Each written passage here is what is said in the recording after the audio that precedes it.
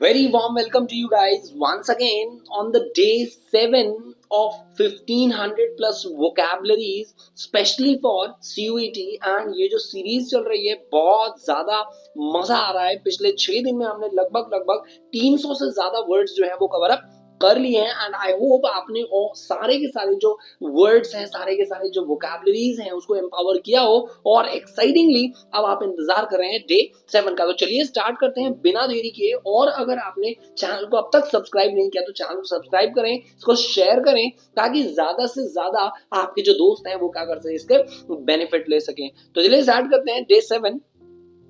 आज का जो है वो सबसे पहला जो रूट वर्ड है हमारा वो है डी।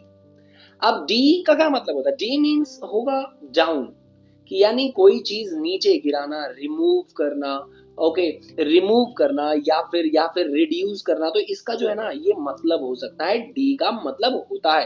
तो जब कभी भी आपका डी नजर आए किसमें, एक वर्ड में, तो समझ जाना कहीं ना कहीं उसका जो रिलेशन होगा ना वो डिग्रेडेशन से होगा, डाउन होगा, रिमूव होगा, रिड्यूस होगा, नीचे कम करने के सेंस में होगा। तो चलिए सबसे पहला देखते हैं इससे रिलेटेड जो है सबसे पहला वर्ड क्या हो सकता है? डिक्रीज हो सकता है, यानी इसका मतलब क्या होता है? कम करना, टू रिड्यूस, कम करना। अब इसी से क्या बनता है? डिक्लाइन बनता है। डिक्लाइन मतलब ये भी होता है गिरना, कम होना, ठीक है, नीचे जाना।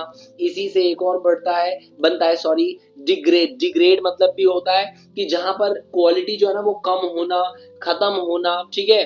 और क्या बन सकता है? नेक्स्ट बन सकता है डीएक्टिवेट। डीएक्टिवेट जब एक्टिवेट ना करना, ठीक है, डीएक्टिवेट कर देना। जैसे मेक इनएक्टिव, कोई भी चीज जिसको इनएक्टिव कर देते हैं उसे हम क्या कहते हैं? डीएक्टिवेट करते हैं। अब इसी से बनता है डिफ्लेट। इन्फ्लेट मतलब हवा भरना और डिफ्लेट मतलब हवा जो है वो निकालना, कम करना। अब ऐसे ही डीथ्रोन होता है, थ्रोन पर बिठाना। तो थ्रोन पर से उतारने को हम क्या कहेंगे? डीथ्रोन कहेंगे, ठीक है। रिमूव समन फ्रॉम पावर, किसी को पावर से रिमूव कर देना डीथ्रोन कहलाएगा। अब इसी से बनता है डिप्रेस। डिप्रेस जब हम बहुत ज्यादा क्या होते हैं? सैड होते हैं, तो वो होता है हमारा depressed. When to push down या make sad, that is something depress. अब इसी से होता है, इसी से और क्या बनेगा? D value. DEVALUE, D value यानी किसी की वैल्यू को कम करना, वर्थ को गिराना, नीचे करना, ठीक है। तो ये है डी वैल्यू। अब इसी से क्या बनता है? डिमोट। एक होता है प्रमोट, एक होता है डिमोट। प्रमोट मतलब आगे बढ़ाना, डिमोट मतलब नीचे पीछे खींचना।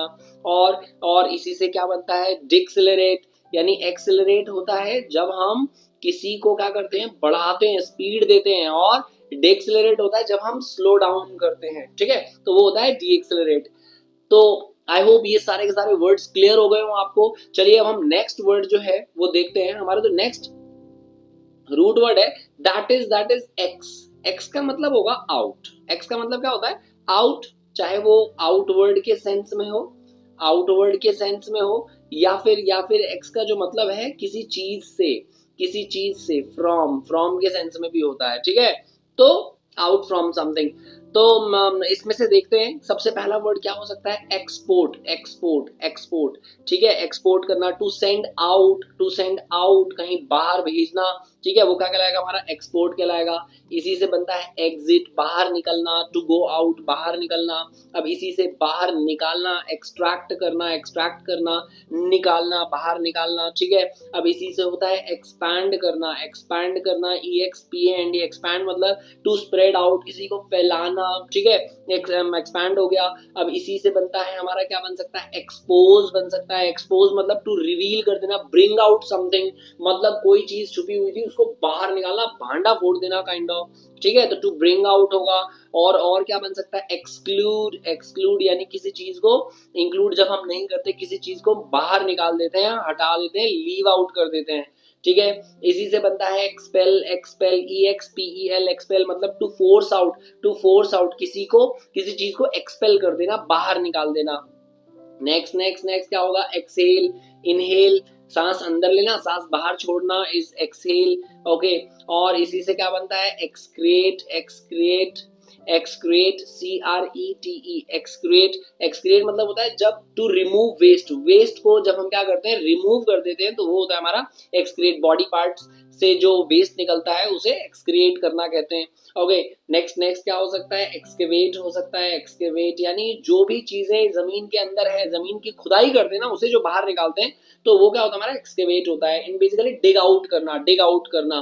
ओके, तो ऑलमोस्ट हमने 1 2 3 4 5 6 7 8 9 10 वर्ड कर लिए हैं। आई होप ये सारे के सारे क्लियर हो। चलिए नेक्स्ट नेक्स्ट देखते हैं।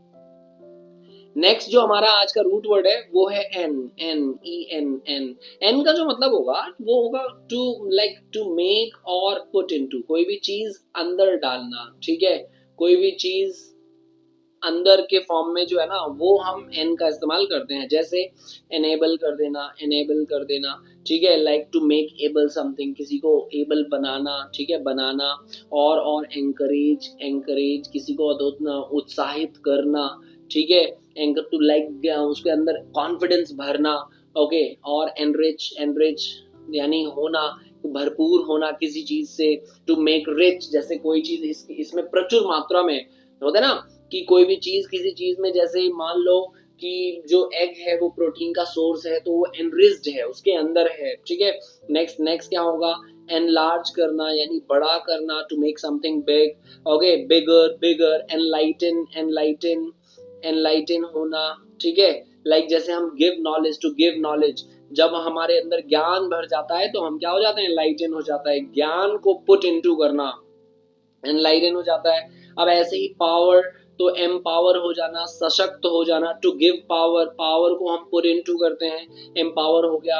एनफोर्स हो गया, तो जब हम फोर्स को पुट इनटू करते हैं, FORCE, एनफोर्स, तो वो एनफोर्स हो गया। ओके, ऐसे ही हम क्या बनता है, एंश्योर बनता है। एंश्योर मतलब ENSU, ENSURE, एंश्योर। एंश्योर मतलब क्या होता है, लाइक किसी चीज को मतलब श्योर करना। ठीक है, to make something certain. Okay, certain करना। अब इसी से एनक्लोज होता है, एनक्लोज यानी कोई चीज घिरा हुआ किसी चीज से एनक्लोज है, टू पुट इनसाइड। ओके, और इसी से क्या बनता है, एंडेंजर, एंडेंजर जो भी चीज खतरे में है, खतरे में होना, या टू पुट इन डेंजर, खतरे में डालना, तो ऐसी चीजें एंडेंजर होंगी। आई होप ये सारे के सारे क्लियर हो गए हो। चलिए नेक्स्ट अब हम देखते हैं आज का जो हमारा नेक्स्ट वोकैबुलरी है या नेक्स्ट रूट वर्ड है, दैट इज नॉन। तो नॉन का मतलब होता है नॉट, सिंपली नॉट। ओके, जैसे नॉन वायलेंट, जो वायलेंट ना हो तो नॉन वायलेंट हो गया। ओके, जो वायलेंट ना हो नॉन वायलेंट हो गया। नॉन एग्जिस्टेंट, जो एग्जिस्ट नहीं करता वो नॉन एग्जिस्टेंट हो जाता है। ठीक है, और नॉन स्टॉप, जो रुकता नहीं है वो नॉन स्टॉप हो गया। जो रुकता नहीं है वो नॉन स्टॉप हो गया। नॉन वर्बल, जो बोला नहीं जाता वो नॉन वर्बल हो जाएगा। नॉन वर्बल जो बोला नहीं जाता। ठीक है, non fiction, non fiction, fiction मतलब काइंड ऑफ इमेजिनरी, और जो इमेजिनरी ना हो वो नॉन फिक्शन हो जाएगा। एसेंशियल होता है एक, और एक हो जाएगा हमारा नॉन एसेंशियल। तो ये सब सारे टर्म है। ओके, एक होता है रिन्यूअल, एक होता है नॉन रिन्यूअल। तो ये मुझे आप जो है वो क्या करें, कमेंट सेक्शन में मुझे जरूर बताएं आप कितने नॉन के रिगार्डिंग जो वर्ड्स है ना वो आप कितने जानते हैं। ऐसे ही हमारा बनता है नॉन कोऑपरेटिव, नॉन कोऑपरेटिव जो कोऑपरेटिव ना हो वो होगा हमारा नॉन कोऑपरेटिव। ऐसे ही नॉन कोऑपरेटिव, ऐसे ही बनता है नॉन अलाइंड, नॉन अलाइंड जो अलाइंड ना हो, जो अलाइंड ना हो वो होंगे नॉन अलाइंड हो जाएंगे। अब ऐसे ही नॉन सेंस, जब हम सेंसफुल बातें नहीं करते तो वो हो जाता है हमारा नॉन सेंस। ओके, चलिए अब देखते हैं हम नेक्स्ट वर्ड। जो नेक्स्ट रूट वर्ड है हमारा वो है क्रेड। बहुत इंपॉर्टेंट है एग्जामिनेशन पॉइंट ऑफ व्यू से भी, वैसे तो सारे ही हैं लेकिन फिर भी आपको ये करना है। देखिए क्रेड का मतलब होता है बिलीव। जब भी क्रेड के रिगार्डिंग कोई भी वर्ड जब हमारे पास आ जाए तो वो आप समझिएगा कि कहीं ना कहीं इसका जो रिलेशन है वो किससे है, बिलीव से है। ओके, तो चलिए इसी से सबसे पहला देखते हैं क्रेडिबल। क्रेडिबल, ठीक है, जैसे हम बोलते हैं ना क्रेडिबिलिटी, क्रेडिबल, जैसे हम बोलते हैं ना क्रेडिबिलिटी, क्रेडिबिलिटी यानी काइंड ऑफ क्रेडिबल जो हो, ट्रस्टवर्दी हो, ट्रस्ट हो। ठीक है, ओके, किसी की एबिलिटी में बिलीव हो तो उसे हम क्या कहते हैं, क्रेडिबल। भाई ही इज क्रेडिबल, कि उसकी एबिलिटी में बिलीव है, तो बिलीव इन समवन्स एबिलिटी तो होता है क्रेडिबल। अब ऐसे ही क्रेडेंस हो गया, CREDENCE, क्रेडेंस। क्रेडेंस मतलब क्या हो जाता है, लाइक एक्सेप्टेंस और बिलीफ। बिलीफ को हम क्या कहते हैं, क्रेडेंस, और एक्सेप्टेंस को भी हम क्या कहते हैं, क्रेडेंस कहते हैं। अब इसी से होता है क्रेडेंशियल। क्रेडेंशियल यानी काइंड ऑफ की प्रूफ ऑफ एबिलिटी होती है क्रेडेंशियल्स, कि इसके क्रेडेंशियल्स क्या है, इसके प्रूफ ऑफ एबिलिटी क्या है, तो प्रूफ ऑफ एबिलिटी जो होगा वो क्या होगा, हमारा क्रेडेंशियल होगा। अब ऐसे ही क्रेडिटर, क्रेडिटर वो होता है जिसको हम उसकी एबिलिटी भरोसा करते हैं तभी जाके क्या करते हैं, हम उसे पैसे दे देते हैं, तो वो होता है हमारा creditor. The one who is owned money, जो ओड मनी, जिसने मनी को क्या किया है, ओ किया है, हमसे लिया है।